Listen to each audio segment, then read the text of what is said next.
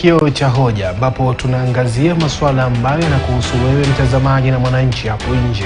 Leo hii tukitupia macho yetu katika afya ya wote ambayo inaenda kuzinduliwa hapo kesho rasmi, lakini pia tukichukua kipengee cha ugonjwa wa saratani ambao umekuwa kama mbinu moja ya kumaliza baadhi ya familia, kwa sababu hapa nje sasa hivi hakuna familia ambayo haijakumbana na mtu ambaye hajapoteza mwanafamilia wao kutokana na ugonjwa wa saratani. Kila familia sasa hivi inaujua uchungu wa mtu wake kuondoka kutokana na saratani, na kama hajaondoka inajua makali ya kutibu ugonjwa huo wa saratani, kwa sababu umekuwa janga kubwa katika taifa hili la Kenya. Lakini kuna baada ya matibabu. Je, unapotibiwa kipi kinafuata? Rose, baada ya kutibiwa kuna zile baadhi ya magonjwa mengine ambayo pia huchipuka, ama maumivu mengine ambayo pia huchipuka. Umekuwa ukipitia yapi na umekuwa ukiyakabili vipi? Maanake kama mtu anafanyiwa upasuaji wa saratani ya titi, unasikia mishipa ya mkono, maana mkono unashika ganzi, inabidi awe ana kama kile kibofu anakifinya mara nyingi. Kwako wewe umekuwa ukiishi vipi? Wenyewe wazungu wanasema post treatment. Kitu yenye naweza nikasema, matibabu ya kansa yenyewe sio rahisi. Hiyo chemotherapy na radio sio rahisi. So baada ya hiyo treatment unakuanga na magonjwa tofauti kama kuumwa na miguu, mgongo, uchovu. Sasa unaendelea tu kwenda kwa daktari, anakuambia hiyo ni kawaida. Baada ya radiotherapy au chemo utakuwa unaona hizi dalili kama hizi, lakini kuna dawa pia unapewa za kupoesha maumivu. Chenye naweza kusema, baada ya kansa maisha hayawezi rudi venye yalikuwa. Hayawezi rudi venye yalikuwa kitambo. Kwa sababu treatment yake si rahisi. Sawa. Baada ya kansa maisha hayawezi rudi vile yalivyokuwa. Beki, sijui nao wale ambao wanatazama kipindi hiki wana maoni yapi haswa kupitia mitandao yetu hiyo ambao ulikuwa unazungumza nao? Wanasemaje huko? Asante. Kuna haya maswali mawili ambayo tulikuwa tumeuliza, ya kwamba je, ugonjwa wa saratani umekuathiri vipi wewe binafsi au watu wa karibu, na ni vipi gharama ya tiba ya saratani inaweza kudhibitiwa? Maoni ni mengi. Kuna kwenye mtandao wa Facebook, kuna mmoja amesema a very hazardous disease indeed, it needs to get urgent address. Mwingine anasema I lost my son. Huyo anaitwa veterinarian Tarigo Ismail, ndio amesema very hazardous disease indeed, it needs urgent address. Mwingine anasema Irangi Joffrey, anasema I lost my son recently, my heart bleeds knowing that cancer took him away from me. Pole sana, anaitwa Irangi Joffrey. Mwingine anasema nisije nikasema, huyo anahuzunika sana, anaitwa Robert Nyariki. Mwingine anasema Kennedy Mukola Shikuku, anasema wacha tu, I have used almost 1 million shillings, the disease is a disaster. Anaitwa Kennedy Mukoha Shikuku. Kwenye mtandao, kwenye jumbe fupi, kuna mmoja anasema serikali imezembea kwa kupambana na chanzo cha saratani, kama vile kumaliza utumizi wa asbestos roofing tiles that cause cancer. Anaitwa Sir Nixon Ndugire kutoka Kindaruma. Mwingine anasema serikali itoe vipimo kwa kila mtu bure, ili watu wasiokuwa na uwezo wajitokeze kupimwa. Anaitwa Priscilla Kapchok kutoka Kapenguri. Asante Priscilla. Mwingine anasema hi, I lost my dad in December 2021 and my mom in July 2022. They were both diagnosed with cancer. Even up to today, I don't believe cancer is curable. Pole sana kwa mtazamaji ambaye hajaandika jina lake. Mwingine anasema hapa, please discuss with the participants na wageni wetu what preventive measures can be taken apart from screening. Talk about lifestyle changes. What lifestyle changes can one take to prevent or reduce the chances of getting cancer infection? Hayo yeri ni maoni ya watazamaji wetu ambao tulikuwa tumeuliza ugonjwa wa saratani umewaathiri vipi kibinafsi na pia kwa watu wa karibu, na ni vipi gharama ya tiba ya saratani inaweza kudhibitiwa. Kwako Yeri. Naam, asante sana Beki. Kuna swali pale kutoka kwa Beki. Emily, nimeona umelisikia vizuri sana. Tujikinge vipi tunaposonga mbele? Kama vile niliposema hapo awali, tunatakiwa kufanya awareness, tuelimishe watu kuhusu ile vitu tunaita risk factors, vitu zenye zinachangia kuongezeka ugonjwa wa kansa. Kwanza tunasema ni ugonjwa wa lifestyle. Lifestyle tunasema ni kama utamaduni ama vile tunavyoishi. Mienendo ya maisha. Tuseme kwanza kuna swala ya chakula, vyakula. Tunasema hapa Kenya vyakula ni vingi. Tukitoka hata pale kwa barabara utapata matunda iko mingi imewekwa kwa barabara inauzwa huko. Ni wangapi wanatumia hiyo matunda? Tena mboga ziko kwa wingi. Na hizo mboga tunapozitayarisha, tunazitayarisha namna gani? Kwa shule tulifundishwa mambo ya balanced diet. Sijui kama watu wa 844 si tulikuwa hapo mbele kidogo, kama waliambiwa balanced diet, unapata nusu sahani unaweka mboga, upande mwingine unaweka nyama ama maragwe kidogo, upande mwingine unaweka ugali ama unaweka mchele, ile wali mnaita mchele ama wali. Lakini mwalimu wako tufundisha kwamba hiyo mboga isikuwe overcooked, yani isiive zaidi. Kwa sababu kama tunataka itupatie kinga kwa mwili, nutrition yenye tunahitaji, lazima hiyo mboga inapikwa kwa muda mdogo kabisa ili tuweze kuretain, yani kuokoa zile vitu tunavyohitaji. Hiyo tunahitaji kwa miili yetu ili tuweze kujikinga na magonjwa. Tena pia kuna vitu kama utumizi wa maji, kunywa maji. Watu wengi hatukunywi maji. Tunasema tukikunywa maji pia inasaidia sana kupunguza magonjwa kwa mwili. Kwa sababu ukikunywa maji mara mingi tena utatoka tena uende ujisaidie. Na usema ukijisaidia unatoa the toxins, yani sumu iliyo ndani ya mwili wako inaenda kutoka. Tena tunasema vitu kama kufanya PE, hiyo mnaita physical activities. Si ati kila wakati mazoezi na mazoezi si ile unasema unaenda gym. Hapo zamani tulikuwa na mashamba, watu walikuwa na lima. Siku hizi hakuna hiyo mashamba.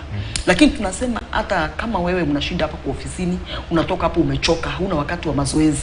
Lakini tunaambianga watu ukiamka asubuhi hapo kwako nyumbani ama ukirudi jioni kabla ya kupiga ile shower, ende ufanye tizi, unyoroshe mwili upande na upande. Mara mingi unapata hiyo kama ni tumors ama hiyo vitu yenye ilikuwa inajishikilia kwa mwili yako. Wakati unafanya mazoezi, hizo vitu zinayeyuka. Zinatoka through sweat. Zinatoka through the sweat glands, unatoa hiyo jasho. Hizo vitu zinayeyuka, kwa hivyo hazikai ndani ya mwili wako.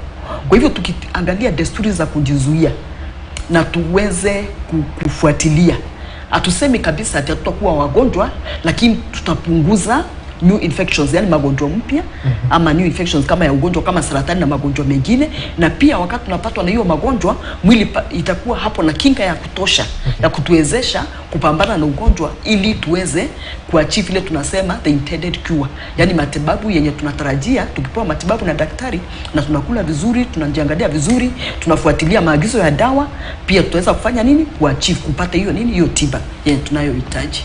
Kwako wewe kama ambaye ni mtu aliyepona, mwenendo wa maisha ni upi sasa baada ya kupona?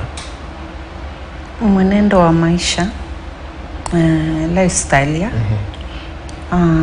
ni kuangalia jinsi gani unakula. Venye tu Emily amesema, ninajaribu kuangalia sana nini ninakula. Kwa mfano hai wako kama siku mbili hivi nieleze, kama Jumatatu na Jumanne ungekula nini? Jumatatu na Jumanne nikiamka asubuhi na kunywa maji ya moto, nashughulika kwa nyumba, hiyo ni mazoezi. Napeleka mtoto shule, narudi nitapata kikombe changu cha chai, labda chai ya rangi na kiazi au viazi vipande viwili. Alafu ninaenda shughuli yangu ya siku.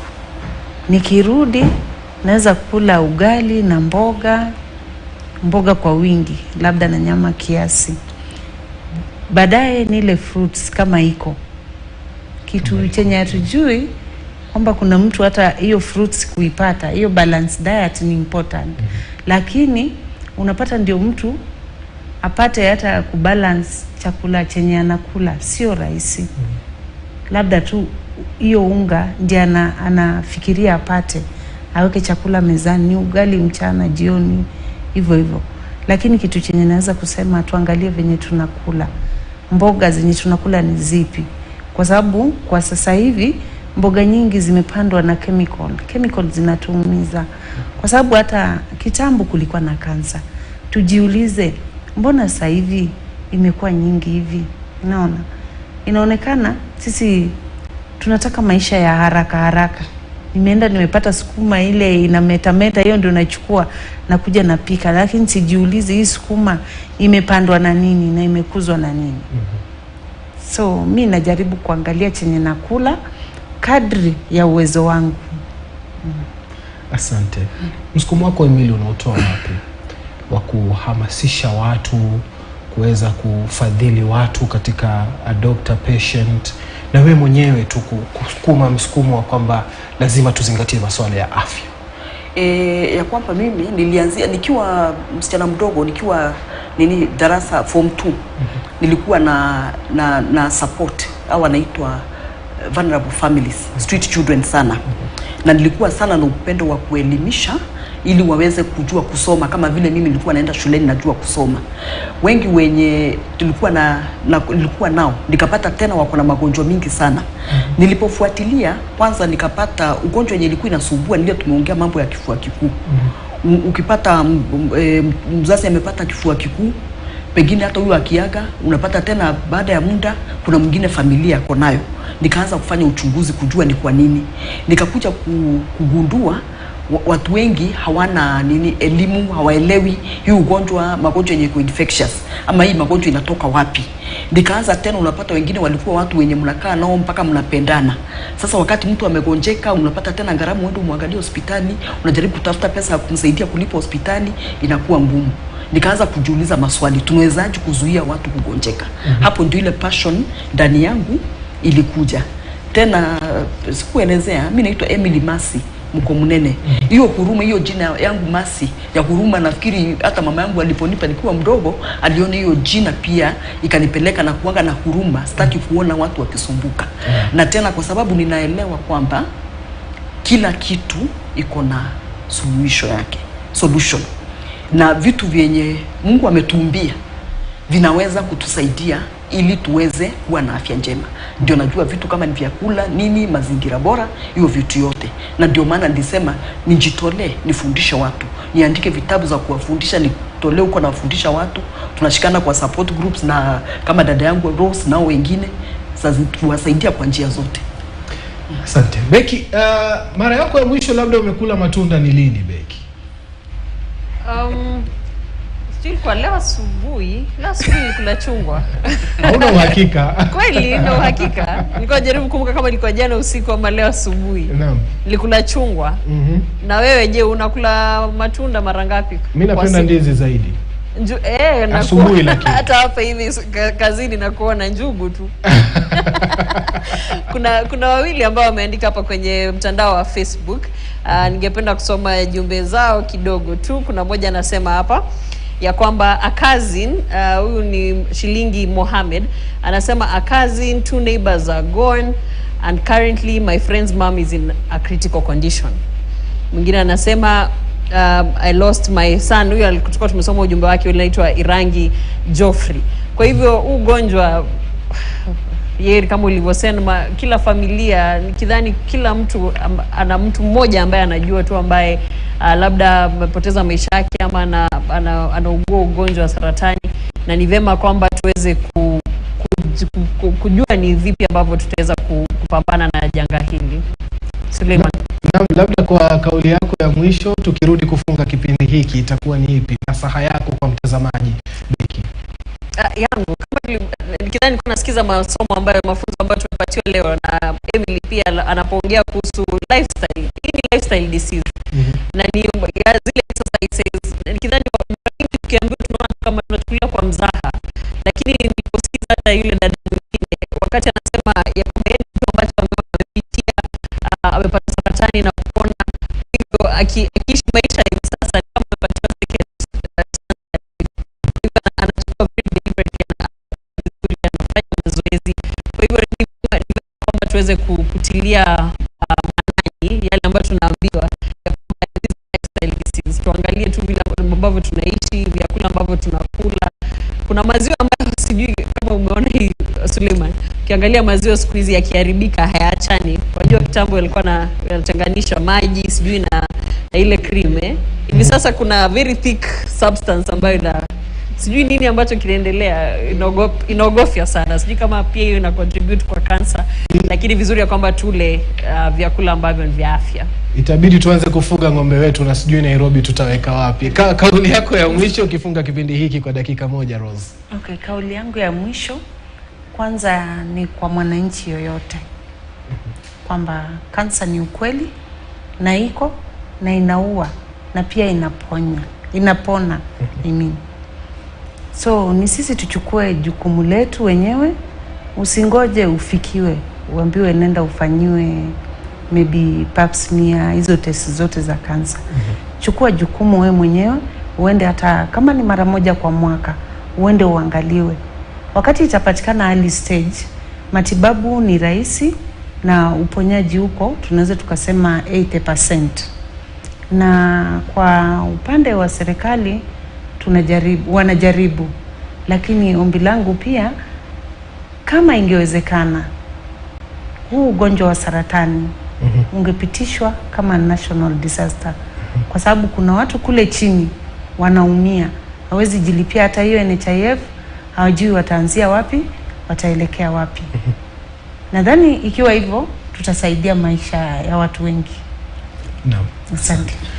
Nawe Emily, kauli yako ya mwisho? Mimi ningependa kwanza sisi wote tuweze kuelewa vitu tunaita risk factors. Kwa sababu si pande wa vyakula peke yake, tumesema pia vile hata nguo vile tunavyovaa na zile kazi tunafanyisha mili yetu inakuwa risk factors. Kitu kingine tena bado hiyo mjadala ya kusema cancer is a national disaster. Hiyo pia serikali iweze kusupport. Ukiangalia mwezi huu wa 10 kuna kuanga na vikundi vingi vya serikali na visivyo